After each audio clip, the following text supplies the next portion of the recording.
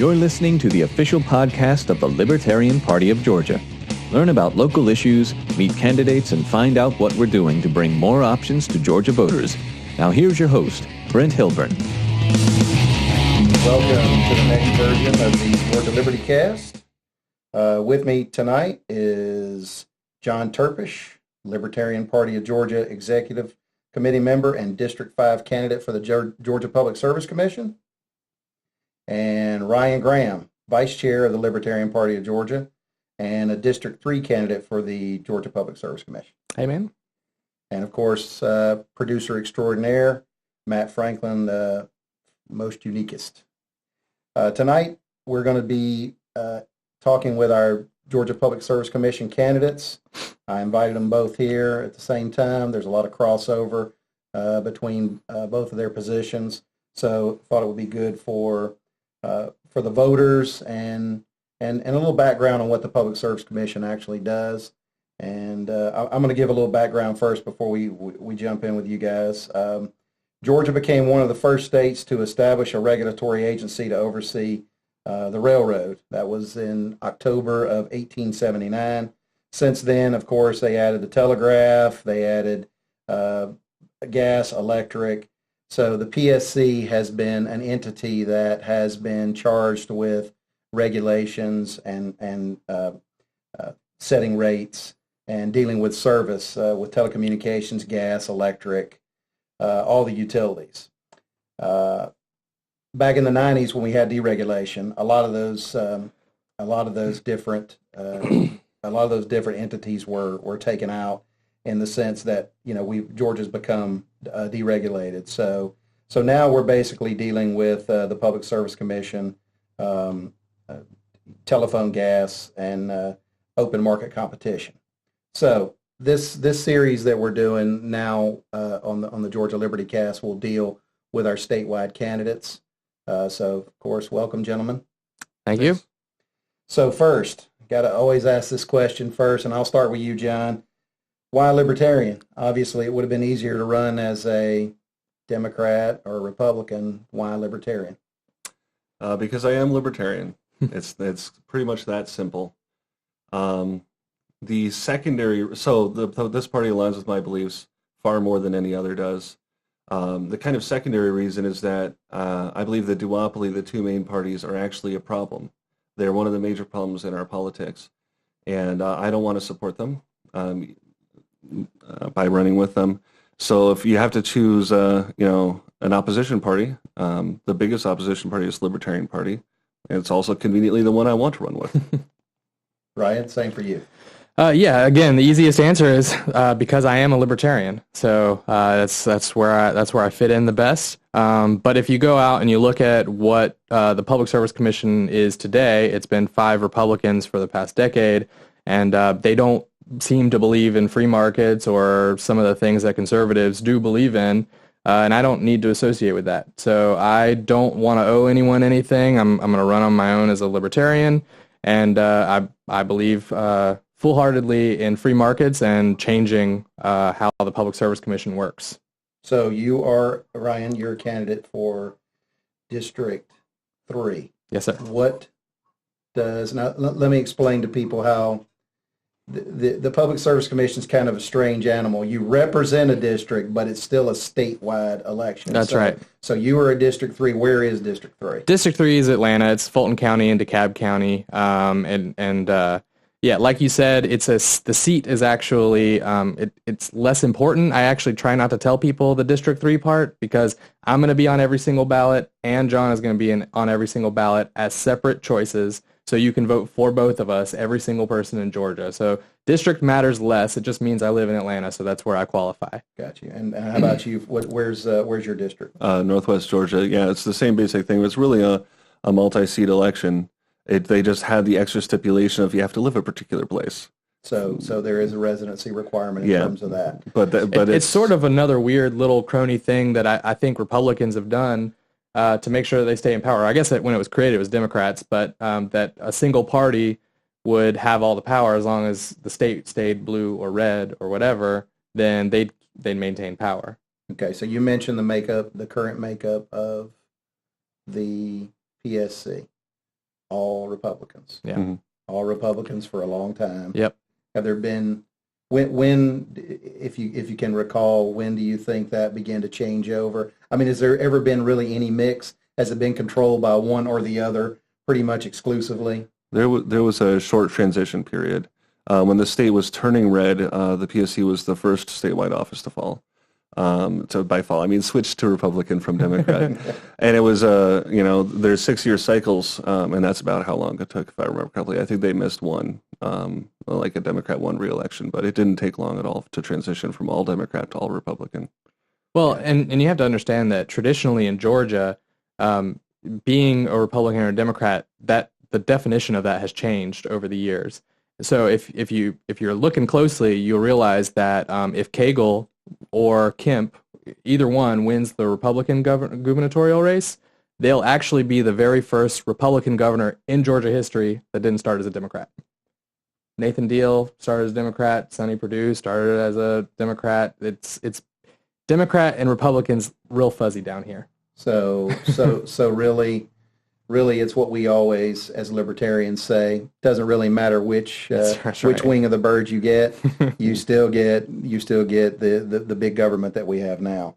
All right, so we're going to jump into some specific issues that the Public Service Commission is charged with, and of course, the one we all hear about all the time, and that's Plant Vogtle.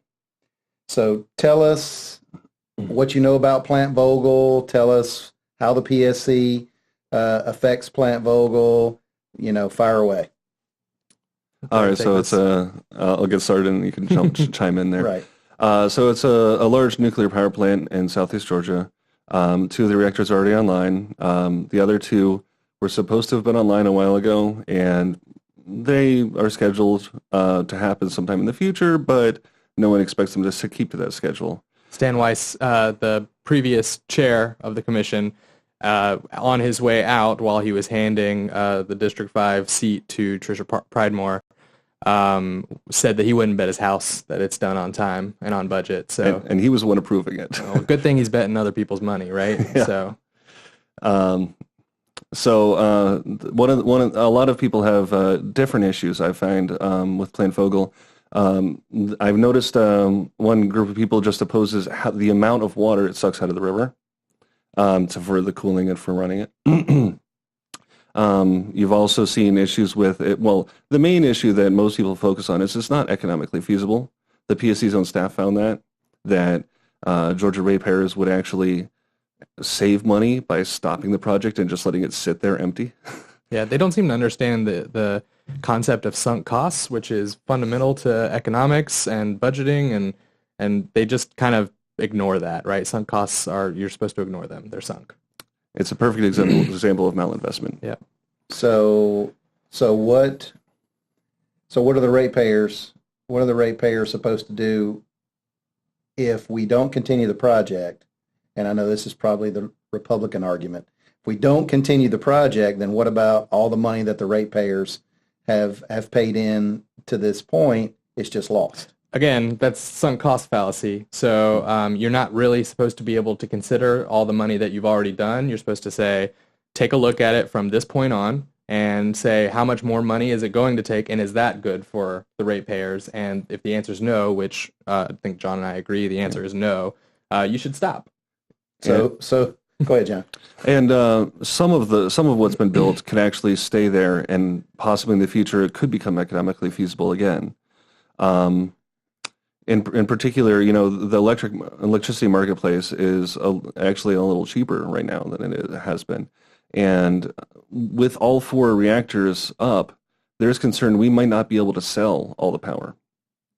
like it actually would. We couldn't crank it all the way to full production because that would cover Georgia and also selling it to other states, and there might not be enough market to sell that electricity. And if you hear that right, then that means that ratepayers in Georgia are actually going to be subsidizing energy for people in all the surrounding states that we sell energy to.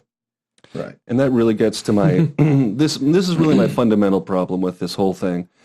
If some company wants to build something I think is stupid, but they're putting their own money on it, or they're gathering investors who voluntarily put their money on it, I'm willing to kind of let them. Maybe I'm wrong. Maybe they're right. It's a great idea. But here we're talking about charging on everyone's electric bill to then fund. First of all, Georgia Power makes some money directly off that because they're charging more than it's actually costing them. I think they're guaranteed 10 to 12% profits through the life of the project, and there's no end to that. They were actually joking at the last hearings that they didn't understand what the word cap meant. Yeah. Well, then there was asked if there was a cap on the cost or a cap on the deadline, and they're like, you're throwing me with this word cap. That was amazing. No, but yeah, so it's not voluntary really, because it's the Georgia Power is monopoly power. Like I can choose not to have electricity, I suppose. But right. the net effect... I don't know if you can. That might be illegal. Maybe. Well, I have kids, so yeah, it would be. Yeah. Like CPS would not like that. But yeah, it really comes... It's effectively the same as having a tax on electricity is really what it comes down to. And it's significant. They say, a typical household, like yours, for example, is probably on the neighborhood of $100 a year. Yeah. Wow. And here's the real kicker is you say it's $100 a year. That's just on your bill. So they're actually taxing. They're charging the same fee to public schools as well, which is coming out of property taxes. For Atlanta public schools, it's about $1 million a year. That's actually going from our public school system straight to Plant Vogel. And then for, I think it's like 5 counties that it affects, it's over $5 million a year that's going out of public school systems. So you're getting taxed from Georgia Power in the form of a nuclear recovery fee, and then you're also getting your property taxes are getting shifted from public schools, which, come on guys, it's the schools, to help pay for this, and then also you're getting federal aid, which is all coming from income taxes. So you're hitting up everybody multiple times to pay for this thing. And just in case you were worried about the biggest industrial consumers of electricity, some of them actually have waivers. Some of them actually don't have to pay. Oh yeah. So the cronyism is even deeper than.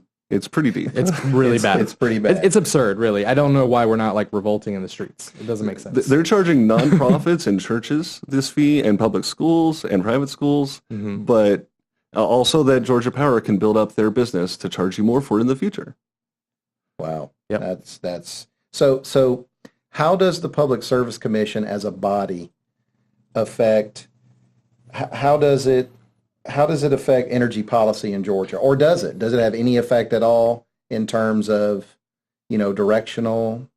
So as far as investor-owned energy companies go, they set the entire, they set the schedule of like how energy is to be created and like what Georgia Power buys, essentially. What's the word for that? The energy mix? The energy mix. Yeah, they actually set the energy mix. So they say you got to buy 20% solar, you got to buy 30% natural gas, you got to buy this percent coal. And so they completely set that. That is unilateral, the Public Service Commission. And they also get to approve or disapprove of rate increases. Right. So they're telling the company how much you can charge and what you have to sell. Wow. So that's it. So John, I know you and I had talked. Tell me, one of your favorite terms is renewable energy, green energy. So talk about that. Well, renewable energy it's funny because a lot of people just think that means environmentally friendly energy. They think of solar and wind, which are considered renewable, but so is burning wood and burning trash, because you can get more trash. So therefore it's renewable. Exactly. Right? It doesn't actually matter what the environmental impact is. It doesn't matter if it's cost effective. It doesn't matter if it's harming the atmosphere with emissions. It just matters that you can produce more fuel in a particular time frame. If you expanded the time frame far enough, you would say, well, oil is also renewable because you just need some dinosaurs to die a couple million years ago, and them just to sit underground for a while, or just hang out for a couple million years. And yeah, exactly. Yeah. So I think it's a little silly, and it doesn't include things like nuclear power, even though. So nuclear power in a lot of ways is cleaner than a lot of the things that do go as renewable. So this came up when I was looking at there's some municipal energy providers that offer people this choice of like, you can have, I think it's like 30% of your bill come from renewable sources, and you pay a little bit more. But the renewable source is burning trash, which is like, it's not an efficient way to make energy. There's high emissions. It's not particularly environmentally friendly. It's not cost effective particularly. So in almost every respect, it's worse than some of the other choices, some of the non-renewable choices. Wow. So again, I mean, that kind of leads into why the number one plank, and we don't actually have the power to do this, but I want to use it as a bully pulpit to get this done, is deregulation, because I want the costs to reflect what the people of Georgia actually want. So if you look at other states that have deregulated electricity, you can go up to like Connecticut, and you can go to Georgia, and you can go to what's his name, the guy on WSB who Clark Howard. Clark Howard. That's it. You can go to clarkhoward.com, and when you want gas, he tells you exactly which gas company you should buy from because they have the cheapest per therm, and they're the best customer service. And here's this stuff you should think about. And here's a nice table. And you can go to Connecticut. If you lived in Connecticut, you can do the same thing. They have some version of Clark Howard up there. And they say, okay, what kind of energy do you want? You want all solar? You can buy all solar. You're going to pay a little bit more, but you can even shop around for all solar. If you're concerned about just cheap, you can go to the cheapest one. You can go to natural gas. You can choose kind of where you want to get your power from, and I think that's all important. Yeah, that's what I consider, what I call electric choice, where you get to choose who your electricity is coming from. Maybe you have some insight into how it was made or how the billing's done. When I checked, I think there was 25 states, is that right, that have some form of electric choice. Now, it varies on what that means, but there's a number of sites you can go to, and you can fill out some criteria and do a search, and you see, it's like shopping for flights is what it looks like. And so they're saying these 5 companies have these plans that fit your criteria, and nothing's ever perfect, but it's a lot better than having one choice. Right. So you're saying that an entity like Georgia Power, which is, and I know they're EMCs, and maybe you can explain the difference for people who are, on Georgia Power. I'm on an EMC. I'm on an electric membership corporation, but all of the gas market is deregulated. There are numerous, players here. That's not true. Exactly. That's what I was going to say. So my question is it really deregulated? Yeah. So it is for anyone that was on Atlanta Gas and Light when they passed the law. So Atlanta Gas and Light is the one who, if you were on their gas lines, it got deregulated. Everything still goes through their pipelines, which coincidentally or not, is now Georgia Power, or Southern Company actually owns all those pipes now too. So they basically own all that infrastructure. But no, it's not deregulated across the state. You still do get some choice on like what companies you want to read your meter and service your house and all that. But and yeah, you should shop around for that kind of thing. I was actually doing a little research into other parts of the state who are not deregulated. And one place popped up in particular, and that was Fort Gaines, Georgia, which has actually been in the news for the last couple of years for how poor they are. Actually, they're one of these towns in Georgia that have, was booming because of the way industry was working, and then they've kind of started dying off a little bit as people have moved and things have changed in Georgia. But they basically their city council approved a sale to a private company for gas. They were running it as a city. There was a municipal-owned gas company. They approved a sale, and when a couple of their city councilmen who voted for it were asked in a town hall, one guy didn't even know he had voted for it.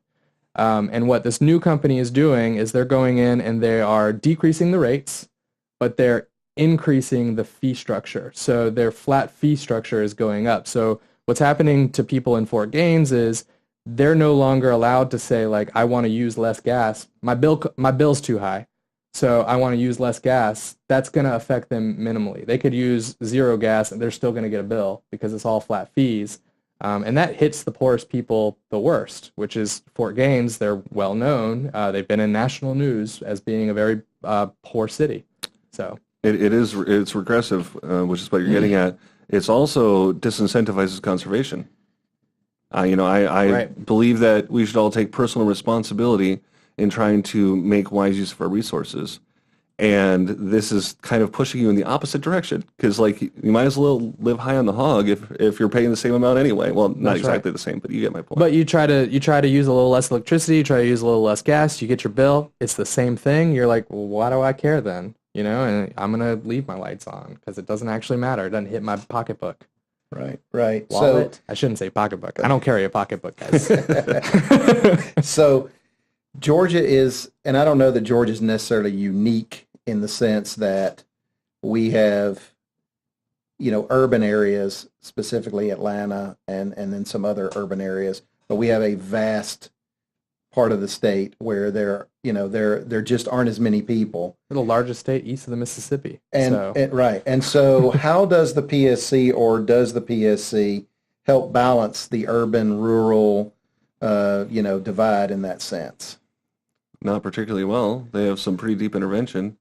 There was a program for pushing natural gas deeper in suburban Atlanta that Ms. Primor was bragging about during her primary debate. And, it's that even that program, which sounds like a good idea, right, to build out the infrastructure and make it available to more people, even that program's not cost effective. Like, and it's happening only in areas where they feel like they need to pick up some votes. It doesn't happen, or they need to make some, utility company happy. It doesn't usually happen out in places where it's hardest to get to. There's also, along the balance lines, that was the intent the legislature passed, the regulated natural gas provider, that's the term for it, but what we're talking about as a massive subsidy. Between $10 to $20 million at the discretion of the PSC. The legislature set those benchmarks of 10 to 20. And that was supposed to, you're supposed to incentivize a natural gas provider to provide a discounted rate to places that might not get service otherwise. And the rates they charge are actually about average. They're, they've been a little bit below average, but right around average. And I don't think that that really justifies the amount of tax money in this case that we're throwing at the company. And that was SCANA, but I imagine it's going to change names next time.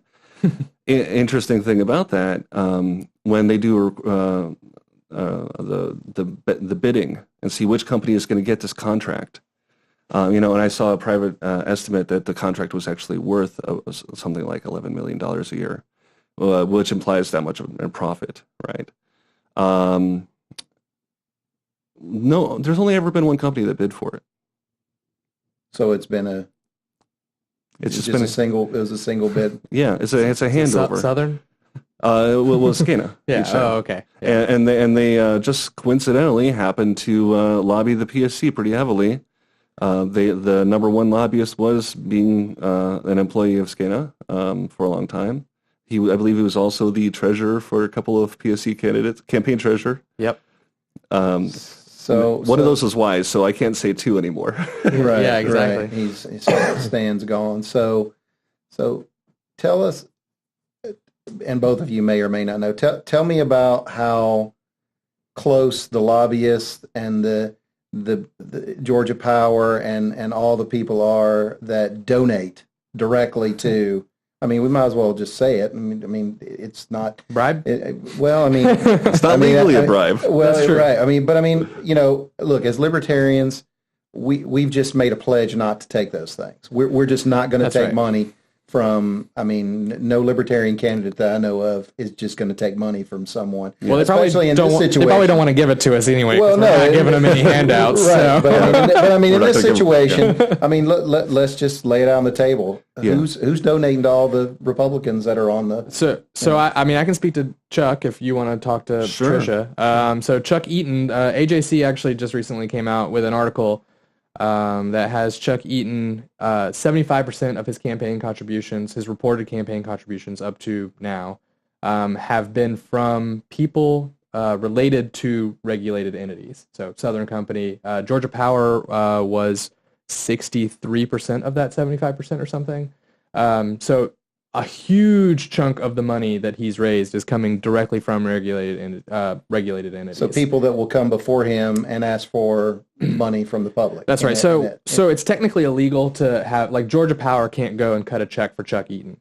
That is technically illegal. But what you'll find is the checks are coming from lawyers who represent Georgia Power. So the money's getting siphoned from Georgia Power through the lawyers, then into Chuck's campaign. Siphoned is such a... That's, siphon has ugly connotations. Is that you're going to stick with siphoned? Sure. Okay. Sure. Okay. All right. So what you were saying that I have publicly stated I don't intend to take any, or I'm not going to take any money from the utility companies, specifically any of the regulated entities. I just wanted to throw in there and in the spirit of fairness, Don Randolph has made the same pledge, my Democratic opponent. My Republican opponent, Ms. Tricia Pridemore, has taken up to this point, I believe it's about $250,000, and the majority of it is from some entities related to the utility companies, not the utility companies themselves. Ryan was pointing out lawyers, that's a good way to do it. Another way they do it is through the executives of the companies. The executives get a bonus, and they use some of the bonus donating to campaigns, and the executive's wife and the executive's kid. Yes. So we'll talk about how, and this is politics. So we'll talk about how Tricia Pridemore actually got on the PSC. Stan Wise, who was the previous position holder, right before qualifying, decided he was going to retire, resign, leave. Okay, well, actually, this wasn't a surprise because Stan Wise said he wasn't going to run again. And as I read, the governor requested that he retire early rather than finish out his term. And Wise agreed, but said he had some business to finish up first, so he had to finish up some business before he would retire. And then they moved the Plant Vogel hearing to December. It was going to be February of this year. I think they moved it to December of last year. Yeah. Right. So we know what business he finished up. Precisely. But what I'm emphasizing here is the fact that that seat could have been left empty. It didn't have to be filled. The Republicans specifically retired in enough time so someone could be appointed so that person can get the benefit of being an incumbent. Yes. Which we all know, as statistics show, incumbency is probably your greatest advantage when you're in public office. I think congressionally, it's over 96% of congressional Republicans are returned. Those guys that have an 11% approval rating. Approval rating, they still get returned 96% of the time. Well, nobody likes Congress, but everybody likes their guy. That's the problem. Right. I don't particularly like my guy. But I think it's important that we talk about it because, see, this goes hand in hand with what the Libertarians are trying to break. So in Congress, it's actually the reasons why incumbency is so important is manyfold. But in the PSC, I think a lot of it has to do with the fact that incumbent appears on the ballot next to your name. There are a very large number of voters who pay zero attention, don't know what a PSC is, right? Go in there and they say, well, I see the name of my party, and so I vote for that. But in the primary, everyone's got the same party, so they look for something else. And then in the word incumbent, they're like, oh, well, they won before they can win again. Of course, in this case, she has never won any election. Right. But she still gets the word incumbent. People make assumptions. They assume she's a winner, and therefore that'll be a good one to send to the general. Right. And I wanted to emphasize that because she will have been in that office less than a year by the time the election comes around. And handpicked by the governor. Handpicked by the governor. That's correct. Not by the people. Right. By the governor. Right. And we need to emphasize that because of that seat could have been left empty. It absolutely, Stan Wise could have retired and left it empty. He could have just served out the rest of his term. Correct. Either way, but I'm saying, that was, that goes back to what we talk about as libertarians, how the two-party system stacks the deck, and that's one of the ways that they use their power. Yep. We'll get off of that now, and I want to talk about broadband over power lines. And the reason I bring this up is because, it's a big push for rural rural broadband. That's a big deal. Outside, once you start getting outside the urban areas, you begin to see that there's not only is there little choice, in some cases there's no choice, or if you're lucky, a choice. And so what's the future look like for that? Well, just to add to that, where I live is in no way rural. It's suburban. I only have one choice. I can have broadband or I can have not broadband. I can have dial-up if I like. That's my other choice. So even it doesn't have to be rural. Yeah. So I am always very wary of government intervention in infrastructure, especially computer networking. They have a terrible track record. You'll see that there is European places where that actually have better throughput than we do, getting to servers that are in the United States in many cases. They could actually get more data back and forth, even though they're in a different continent. And that's even comparing us to, in many cases, government-run ISPs in many cases. Like, we should be able to beat that, hands down, right? So I always come in with this immediate suspicion. What I've seen from the broadband over power lines, I want to be very careful about the proposition. If it happened without any tax money, without any special fees or putting it on the ratepayers at all, if they wanted to put their own private money up to do it, and it did not happen at the exclusion of any other technologies, they're just saying, hey, we'd like to put our own money up to provide you an option you can choose to pay for, I would actually be okay with that. Yeah. I'm extremely suspicious of Georgia Power, but if they're not getting in anyone's way, they're not hurting anyone, they're not taking anyone's money against their will, and they're not stopping you from getting a different service, then I'm actually okay with it. Excellent. So you touched a little bit on the broadband in rural areas. John and I were asked this at a candidate forum put on by Southeast Green about a month ago. And my answer then was that we need to be taking a look at what restrictions exist in Georgia law that are stopping people from going out there and providing, because if there's people out there that if there's demand, then why wouldn't there be a supplier there? And you have philanthropists providing net wireless connections in remote places in Africa and India where it's really hard to get the infrastructure in place, but they're doing a wireless situation. What exists here that's stopping them from doing that? I want to tear down those barriers, or at least fight to tear down those barriers, so that people can go in and supply something that's in demand. And there are plenty of barriers and multiple levels of regulation that apply to broadband service, almost entirely outside of the PSC. But why would we want to add another level? Why would we want this broadband to also fall under the PSC? Yeah, the PSC has a terrible track record. They have not done well with the power they have. Let's not give them more. Right. I would love to get elected and then abdicate as much power as I can back to the people. Yeah. and that segues into my next question. So what changes would having, God forbid, a libertarian on the PSC, but we could have two, what changes would you see for Georgians with libertarians in the decision-making process? Yeah, no, I think that having somebody in the office, one that's in opposition, right? Right now it's five best friends up there, glad-handing each other and making sure that they're passing everything that Georgia Power wants. But having a voice of opposition is all important. Yeah.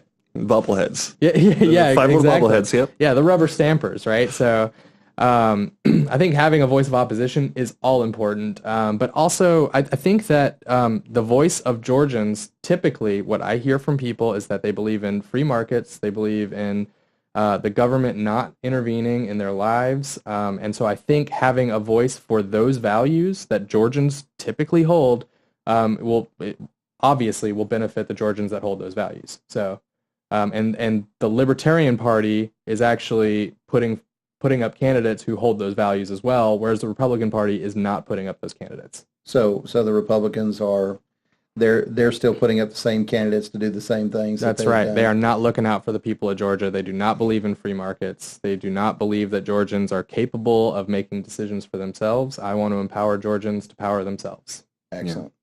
Yeah.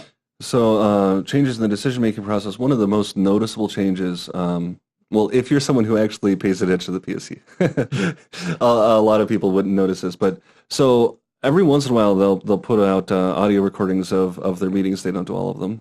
If you listen to some of them, they're typically extremely boring. There will be some staff member that says, this docket number, it's this company planning to do that. It's seriously a matter of seconds, and then they say the staff recommends we vote yes. And one of the telecommunication meetings, for example, I listened to the entire thing, and there was no discussion at any point. They didn't even take voice votes, and they just passed everything unanimously. Well, Stan Weiss actually, during the Plant Vogel hearings, was quoted as saying that they only hold the meetings as a courtesy to the public. Yeah. Right. So transparency isn't even up there on there. He doesn't care about the public. But what happens when you put a libertarian on the commission? So they'll get outvoted. You know, we're 2 votes out of 5. Yeah, exactly. So even if you think that libertarian is somehow scary, just remember the Republicans will still, at least for the next couple of years, until there's another 2 more years. Yeah, 2 more years until the next election. But in the meantime, each commissioner gets a chance to ask questions and make comments on every single issue, and that's what I want to do. I want to dig.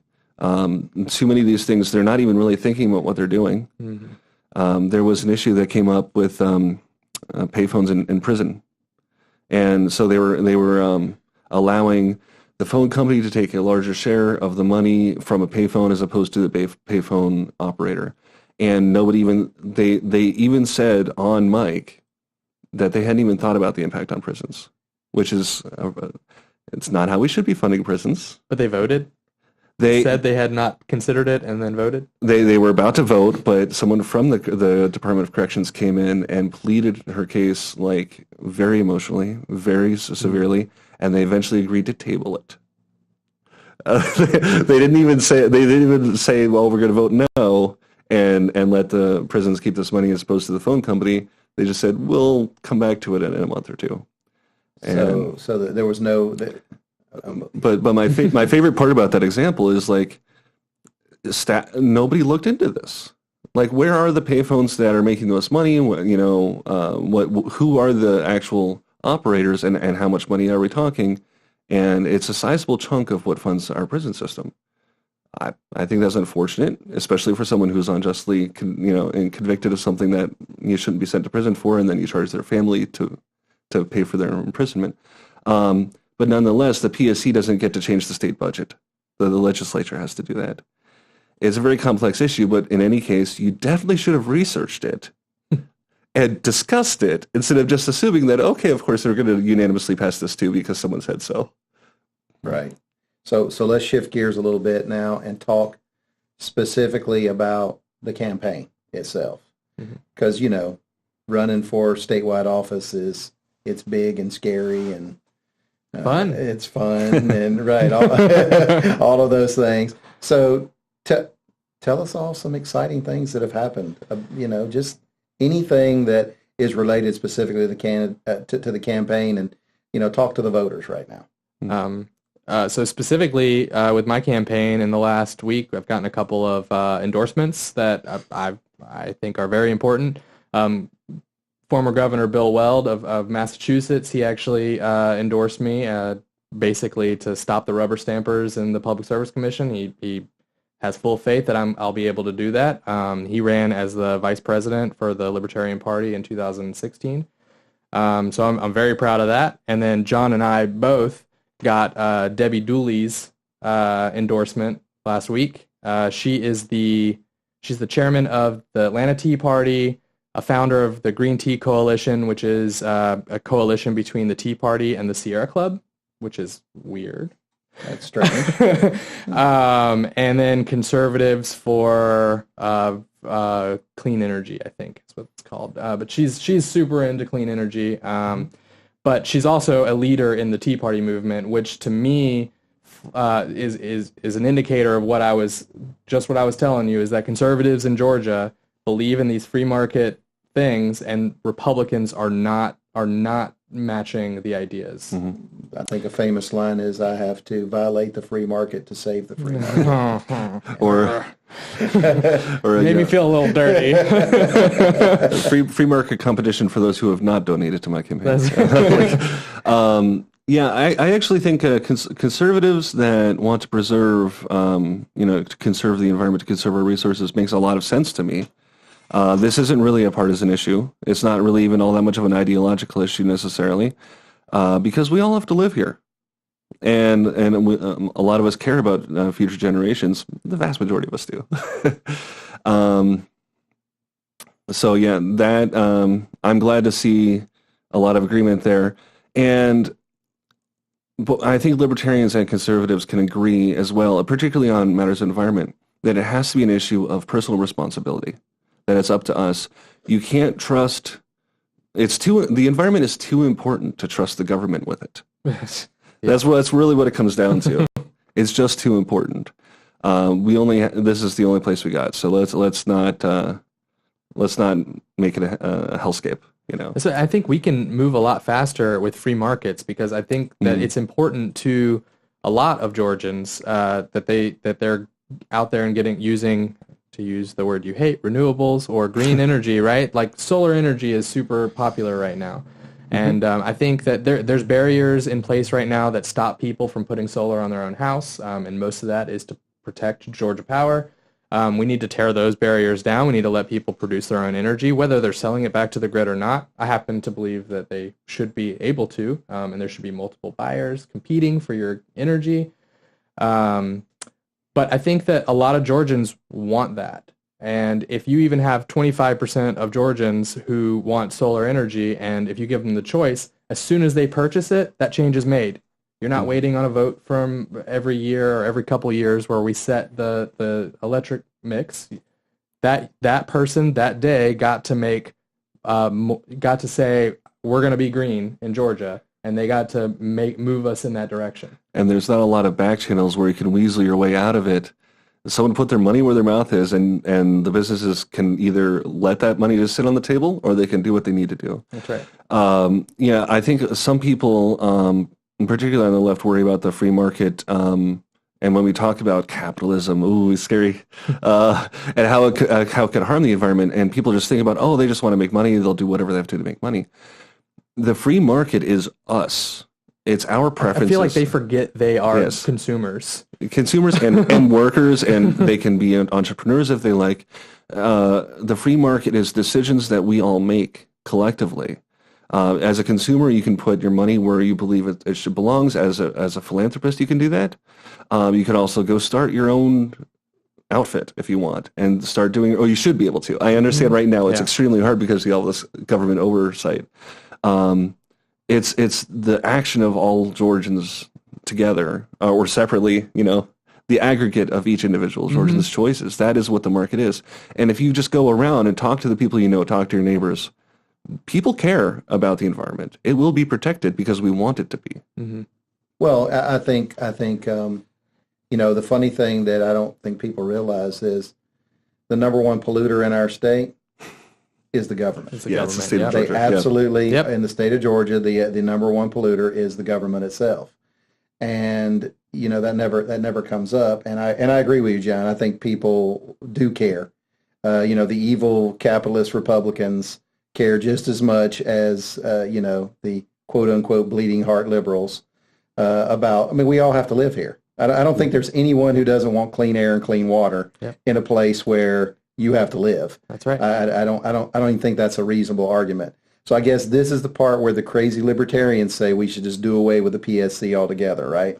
So does a PSC serve any function beyond what you see it now? Now, obviously, it's set up by the legislature, so it's going to be here until the legislature. But how do other states handle this without public service commissions? I think they all have public service commissions. I know that many states have. I haven't researched to see if all of them do, but I know that many do. They call it other things. So there's Public Utility Commission. In Texas, it's the Railroad Commission or something. They never changed the name. They never changed the Railroad Commission like Georgia did. Yeah, exactly. So so there's always a rate. There's always a rate setting or a rate payer board that. So there was this economic idea back in the day, where people assumed that things like public utilities were a natural monopoly. In my mind, that's because they didn't have the imaginations required to come up with innovations that would make it not a monopoly. But that's not a reason to create a monopoly artificially, which is what we've done. What the PSC does is they carve out regions and they assign them to people. So even if the EMCs, they're not technically regulating them, they have assigned them a region, and they could technically unassign that region. And they deal with the disputes on the borders. Right, exactly. There was an issue with that, I want to say in January, I think it was. There was a school that was on municipal energy, and they built a gymnasium. But the gymnasium was separated from the school by several hundred yards. And it was a separate building with a separate hookup. And when large industrial, this is something I like to bring up, electric choice does exist in Georgia. If you are a large consumer, if you're a large industrial consumer of electricity, you can choose which provider you want once, and then you can only get out of that if they agree to it. So there's very limited choice. Okay. I think we want customers to be able to do on the fly, month to month. They anyway. Maybe year to year. That's fine. Whatever your contract says. Yeah, whatever you agreed to. Sure, Yeah. sure. So they wanted the gymnasium to be on the same municipal energy as the school, and the other energy company got the PSC to say no. Your gymnasium moved far enough over. I actually got that backward. I'm sorry. The school was on Georgia Power, I believe, and the gymnasium, they wanted to put it on municipal energy, and they said it was within the district, and they're like, but see, it's a school gymnasium, and your school isn't outside of their jurisdiction. So if we count it as one facility, even though it's two hookups and two different bills, well, if we count it as one facility, then we can force you to stay with them and put the gym also on their power. And they did. They did. Yeah. Wow. Yeah, so I think the idea is realistically, you can't just, say no PSC tomorrow, because we have created this monster of artificial monopolies that I don't believe would be there if we didn't incentivize it, if we didn't create this bulwark. And so I think the job of a libertarian in that office is to tear down those walls and unwind it to the point where you can disband it, but that'll be beyond our lifetimes, I think. Certainly beyond 6 years. Yeah, exactly. To be fair, I think it's important to see the distinction between something, if you look at things that are not regulated, utilities that are not regulated at all by the PSC, it's not some Wild West, insane, chaotic anarchy, right? I mean, talking about cable internet, PSC has no say in the matter. And I still only have one choice. Right. like it's not, the PSC is just this extra level that we just don't need. Well, and again, your one choice for cable and internet is another different entity of government that set that deal up. True. So, but how many levels of bureaucracy do we need? Exactly. And I think that's your point. Let's wrap up with anything you want to say to the voters. I mean, you guys are in a unique position in the sense that you're for sure on the ballot. That's thanks to the hard work of the libertarians who came before us that got us statewide ballot access. So we appreciate that. So you two will for sure be on the ballot in November. So take one final comment and talk directly to the voters and tell them all about yourself. Go ahead, John. Okay. So a couple of important things to remember. First, you don't have to vote for me or Ryan. You have the choice of voting for me and Ryan. That's an important choice to have on and the you table. should. Yeah, you probably should. Another thing to remember, a lot of people will try to talk about the spoiler effect in vote splitting. As much as I find that gross, that you shouldn't blame candidates and parties and an alternative voice for having a bad voting system, actually in this case, it doesn't even apply. It's not mathematically possible to have a spoiler effect when you have a runoff system with 3 people. So cast it out the window. Vote for who you believe will have the best influence on the PSC, regardless of what other circumstances are. Who do you think is best for the job? And I propose that right now the PSC is all about big government cronyism, and bringing a libertarian like me or Ryan, preferably both, to the PSC will help to bring balance. And so that right now the utilities are represented by 5 out of 5. If they were represented by 3 out of 5, their interests are still handled. We don't have to worry about them. But it'll help to bring some balance to allow the rest of Georgia to have a voice and a say on what happens on the PSC. Thank you, John.